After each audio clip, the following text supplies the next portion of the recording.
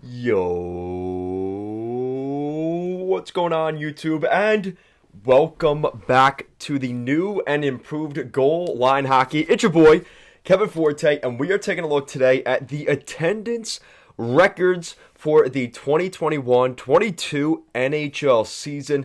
Guys, for the regular season, it was a pretty good overall year for the NHL in terms of attendance for their games. There's obviously the outliers that really struggled, and, they're the similar suspects that we've had for pretty much every season. And then there's the higher echelon teams that got over 100% capacity. We're going to go over all of that today. So, some quick pointers that I want to mention right off the bat. So the first thing you're going to see from the graph is we are not going to see any Canadian teams making 100% capacity. No, that's because it's not because people weren't attending Leaf games or Canadiens games, so maybe to some effect for the Canadiens, but you get what I'm saying. It's not because of the team's performance and that they couldn't get to 100%. Like, legitimately, they were not allowed to get to 100% capacity. Canada was a lot more strict about the whole pandemic situation. They were the first ones to close games, so you weren't going to see Canada get into that higher echelon. And the highest Canadian team, actually, kind of surprisingly, is the Vancouver Canucks, who got just over 91% in their attendance percentage. So that's the best that we have here, and they are 16th in the National Hockey League. So the first 15 teams are all American cities and American teams. So I wanted to preface that right off the bat, because that obviously plays into the situation here. So let's start off with the teams at the bottom half, and this isn't really going to surprise anybody, especially the bottom three. The bottom three, the worst attendance in the National Hockey League this season, at exactly 50%, is the Buffalo Sabres. It was a tough season for the Sabres. It was going to be a tough sell, really, for the fan base. I mean, considering that they traded Jack Eichel, just the debacle that happened last year, this was going to be a difficult year for the Sabres, and we knew that pretty much from the get-go. So there was a lot of problems selling tickets, season ticket holders holding their season tickets. We know that there was a massive sell-off last year. Some questionable decisions during the pandemic by the Pagulas. They weren't paying some of their, arena hourly workers. There was just a whole bunch of stuff. Bad PR, really, the last 2 years for the Sabres, and it hurt their attendance this season. Not to mention the product on the ice really wasn't that good this year. So I expect that to improve next season. Buffalo is a very devoted, passionate, loyal city, but they had absolutely nothing to cheer for this season coming into the year. Now, obviously, at the end of the year, things look better, but again, in the beginning of the year, there was no faith for this organization. The other team is the Ottawa Senators. There's been talk about them getting a new building at some point in the future. There was even a rumor that's been debunked that they were maybe moving the Senators to Quebec. That is not happening. So anybody that's been hearing that is not true at this time. That was false rumors. The problem for the Senators is their arena, and this is what we've always talked about, is not in downtown Ottawa. It's very difficult to get to the Canadian Tire Center, and that's really been their biggest Achilles heel here, is just the location. It's not really in a good spot. There's not a lot of transportation to get there. In downtown Ottawa, you have the subway situation, you have buses right there, and obviously it's a lot easier to walk and drive. The second you move out of that area, it's a tough spot. And we've seen it even in other areas. You look at, even in New Jersey. I mean, the Devils continue to struggle with their attendance, but they're in Newark now. They were outside of Newark, with the old Meadowlands building. But now that they're outside of the Izod Center, they're now in the heat and the heart of Newark, New Jersey, and their attendance did see a little bump from that. So it's little things like that. The Washington Capitals as well. Now that they're in downtown DC, they seem to be doing a lot better with their situation. So those are kind of the things that you have to be looking at: location, the fan base's mood. I'm going to have to do a mood tracker on all the fan bases at the end of this season. So there's just a lot going on there. And then obviously the other one, the Arizona Coyotes. We knew the Coyotes were going to struggle with their attendance this year. Again, no real surprises there. There's been some hope for them, but kind of like the last two teams I talked about, some bad PR situations. The team hasn't made the playoffs in a couple of seasons. There's obviously that whole fallout with the organization and Melnick this year. Rest his soul as he passed away earlier this year. So, there's just a lot going on with the Senators and the Coyotes and the Sabres, just all around management, roster, the actual team itself. Like, there's just a lot going on with those three teams in particular. A couple of other notable teams here at the bottom. Calgary and Florida. They both won their divisions, the Pacific Division and the Atlantic Division. They are both bottom six in the NHL in terms of their attendance. It does make sense that Calgary is in this spot. Again, they're a Canadian team, so they struggled with meeting those attendance percentages in terms of being higher up.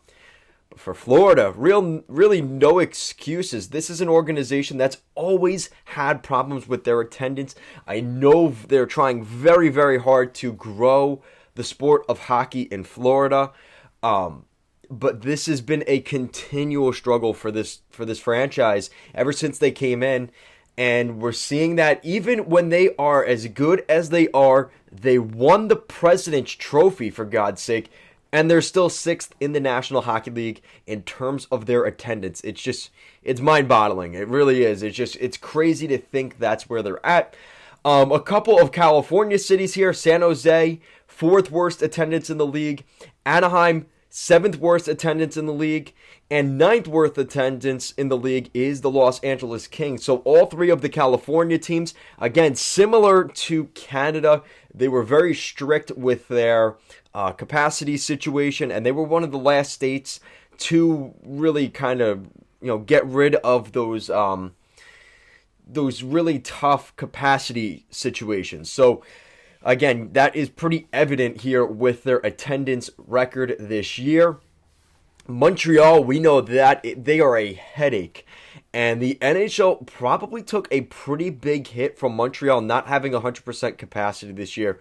I mean, as crazy as it sounds, like the NHL, every home date, 100% capacity plus for the Montreal Canadiens, they're probably making a good $2.5-3 million per night. Like, it is that lucrative in that market.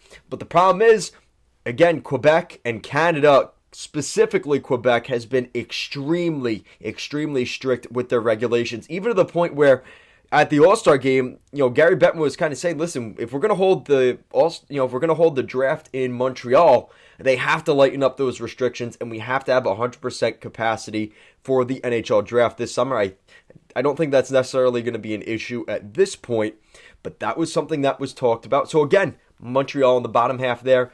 Edmonton, Winnipeg, no surprises there. Considering the game I went to in Philly, I'm not surprised that the Flyers are in the bottom half of the league. Again, not necessarily good for the game, though. The Flyers are they're not one of the original six, but in terms of that second expansion, teams like LA and Philly and Pittsburgh, the fact that Philly's not on that list in the top 15 does have a little bit of concern. Obviously, a lot of things came into effect this season. It's the end of the Claude Giroux era. This organization, I mean, they looked out of it really back in December. Losing Ryan Ellis, Sean Couturier, I mean, Joel Farabee was out. All their core guys were out at some point this season, really except G. So this was a team that really didn't stand a chance. The fan base definitely kind of was like, yeah, we're not showing up. And, hey, you know what? I didn't mind $50 seats behind 6 rows up from the bench, middle of the ice. But that's because they struggled to sell out that building. So that is slightly concerning. Same thing for the Red Wings. Only 87% capacity. Again, I know the team struggled, and they did show some promise this year. But again, the Yzer plan is still in effect, but this team is still in a spot where they aren't reaching those capacity levels. Again, very similar to the Flyers, except they are an original six franchise. So to not see them further up, again, it's not necessarily reason for concern. But how much, again, I guess it's not that competitive of a market, which I guess is good for the Red Wings. I mean, honestly, who else are you going to cheer for in Detroit? Because you're not cheering on the Pistons, and God, you are not cheering on the Detroit Lions. So you're probably better off sticking with the Red Wings in terms of trajectory here. So I think the Red Wings will be able to bounce back. I don't think it's that big of a deal, but it is something to look at. We already talked about Vancouver. Carolina did quite well this season. This is an organization that's known they only show up in the playoffs. Not necessarily the case. 92% capacity. Really good for the Hurricanes. They're finally starting to get some mojo going. It's really nice to see that organization doing well. The New York Rangers and the Blackhawks, both original six franchises at around 93%. Kind of concerning, honestly. Yes, that's still pretty good, but these are two original six franchises. We expect to see 100% capacity basically every night. I think because of the last couple seasons for both of them, that has been a little bit more of an issue, especially more for the Blackhawks in the future. But the Rangers are the hot ticket in town again. I don't think there's really reason for future concerns for that. I could see that getting back to 100% very quickly next year. Again, kind of like California, New York City was very strict with their capacity and all of that stuff. So hopefully we don't have to worry about that next season, and the Rangers are back at 100% capacity. But again, for Chicago, again, an original six franchise, that is concerning. And again, with all of their PR situations with Rocky Wirtz in January, and just the total blow up of this organization, the Kyle Beach situation, just an amalgamation of things have happened in Chicago. And of course, the lack of success on the ice. I'm not terribly surprised, but there is reason for concern for the Blackhawks there. The Dallas Stars, an organization that usually takes a lot of heat for not having great attendance, 96.6%. Again, that's better than two original six teams, right? They beat out the Blackhawks, the Rangers, the Leafs, again, Canadian stuff, but still, and the Red Wings. That's pretty good. I think Dallas definitely well represented this year. Texas, again, a little bit lighter with their restrictions. I think that played a factor for them, but still, hey, listen, give the credit where it's due, and the Dallas Stars making some noise there. The Colorado Avalanche, despite their really good seasons here, they're only at 97%. Again, that's still very good. Let's not pretend that it's not. But they have a lot of tickets in town, right? You have, who's the basketball team? I don't even know. The Colorado, whatever the hell they are, the Colorado Rockies. And I don't think that's really too big a competition. I think they really are passionate about their Avalanche. Not surprising there. And now, okay, so this is where things get interesting. So now we have the Pittsburgh Penguins and the St. Louis Blues at 97% as well. Again, that's pretty good overall. And this one I think is deceiving, and I know more of the backstory here. So the Islanders are at 98.2% capacity. They are the closest to 100% capacity without actually being at 100%. I think that's deceiving because the Islanders did really well in the beginning of the season with their sellouts. I think they had 7 or 8 or 9 straight, it might have even been 12 straight sellouts to start their home situation. And then people realized the team sucked and they started playing like crap, and that's kind of where it dropped off. So honestly, the Islanders probably would have been closer to that 100% had they been able to follow up the rest of the season with a successful run, maybe going to the playoffs. But again, New York is so freaking competitive, and the Rangers have seen that firsthand. Think about the different places you can go in New York. You could go to 2 different hockey games, 2 different basketball games, 2 different baseball games. I'm not even talking about football in the fall. There's so much going on.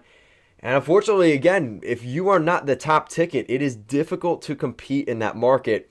And that's kind of what we saw with the Islanders here. A very quick drop-off, which not the most concerning as long as things get better next season, but there is slight reason for concern there. So now we're going to all the teams that reached at least 100% capacity. And don't think this is by accident. A lot of these are in the Sun Belt of the National Hockey League. So we're starting off with the Washington Capitals. Again, they're pretty much there every year. And again, like I mentioned earlier, their arena's in downtown Washington, D.C. That definitely makes an impact ever since they moved there to the Verizon Center, or whatever it's called now, Capital One Arena. Tampa Bay Lightning, again, I think they were able to benefit from the state regulations there in the state of Florida. But again, defending Cup champs ×2, they're going to be up there. The Seattle Kraken, in their first NHL season, very good news there. And I think I'm pretty sure in, Oregon, whatever the hell that state is called, they were pretty strict with their whole situation with COVID and stuff like that. So the fact that they are at 100%, that is pretty good. That might be deceiving. I don't know the exact situation there, but that is good to see for the Kraken. Their fans showed up. I think that's really nice to see. The Boston Bruins, again, the Garden's always a sellout, and I am not surprised that TD Garden is selling out consistently. The Bruins, an Original Six franchise, by no means am I surprised by that. The Minnesota Wild and the Nashville Predators. Again, these two teams came in the late 90s, early 2000s. Really nice to see them there, especially Nashville. Considering there was some question about this team going into the year, I think their state regulations there in Tennessee helped them out a little bit, but they are a crazy fan base. And the fact they were talking about moving them in the mid-2000s, maybe up to Canada, to Hamilton, or wherever they were going to go, it's a good thing they kept them in Nashville, because this organization and this franchise is really thriving right now. And, I mean, by a large margin. The Vegas Golden Knights at 4% more than every other NHL franchise below them at that 100%, 104.2% to capacity. The Vegas Golden Knights are a different beast, and Bill Foley has made that clear with this organization that they want to win a Stanley Cup in the Sin City. And they're willing to do literally whatever it takes to get that. So it seems like the fans have bought in, and their success in the postseason up until this year has given them that attendance. And I think it just shows you what a success they have been. They were the top ticket in town, not a ton of competition. Now you have the Vegas Raiders, but other than that, they are still the number one ticket there in Vegas. And now you bring in Jack Eichel. You've brought in Alex Pietrangelo. You've brought in Mark Stone. You've brought in Robin Lehner. They may like him, maybe not. But considering this team didn't even make the playoffs and they are where they're at, it just shows you how crazy that fan base has been and how much just momentum they have had that led them into this season. So that is it for our attendance percentages. I think it's pretty interesting overall. Like I said, the Canadian cities are a little bit skewed when you consider the fact that they had a lot of regulations and stuff like that. They were, I think, even up until really the last month, you still had to wear a mask even if you were vaccinated in the arena. Just stuff like that. I think it was a deterrent. I think the NHL lost some money from that. People may think whatever they want about it, but at the end of the day, I mean, in terms of dollars, that kind of stuff definitely affected the bottom line for the NHL. So I think hopefully we're through with this, as much as we'd like to think for certain that we are. I think we are, but you can never guarantee nowadays. So we'll see what happens. But the NHL, considering they're doing well, we're going to see $1 million cap increase for every NHL franchise. So those teams a little closer to the cap, like Vegas, Montreal, even Winnipeg. Those organizations will be just fine because now they have a little bit more cap space. The flat cap era is over. So all the parity in the NHL, I think we're going to start to see the big boys start to come out. We're seeing, again, talking about the using the LTIR to your advantage. Teams don't seem to be against it. So we're going to see the teams that make more money and owners that are willing to spend a little bit over the cap. They are going to do that. And I think the NHL is just fine with that for right now. So guys, that is it for today's video. Let me know what is the most surprising in terms of the rankings here. Who is the most surprising? Whether they're too high up, whether they're too low down. Let me know what you guys think. Guys, as always, thank you so much for watching, and I will see you again next time.